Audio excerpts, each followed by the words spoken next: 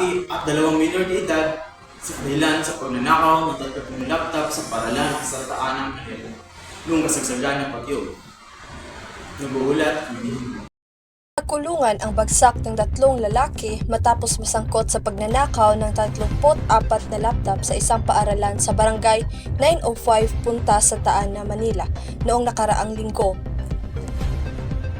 Ayon sa PNP, nadiskubre ng ilang guro na nawawala na ang mga laptop alas 7 ng umaga noong July 29.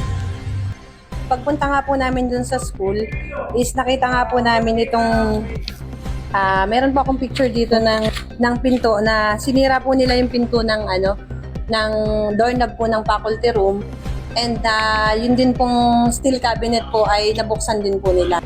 Isang tanod ang nakapansin sa umagang yon. Natuklasan din ang putas na pader sa likod ng paaralan na posibleng dinaanan ng mga suspect. Agad namang nagsagawa ng follow-up operation ang mga pulis hanggang sa natunton ang mga Mga minors din talaga namang mga tipikal na natin talaga mga talaga rito sa ating lugar, no, yung mga lilikot ang kamay.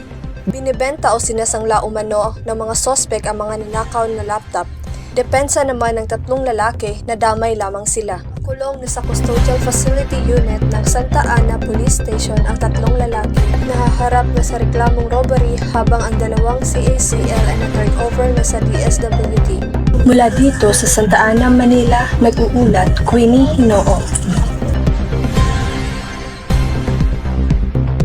sa bawat sulok ng balita, katotohanan aming panata. Ako si Jim Pastorano at ito ang news. Hanggang sa muli, magandang araw, Pilipinas.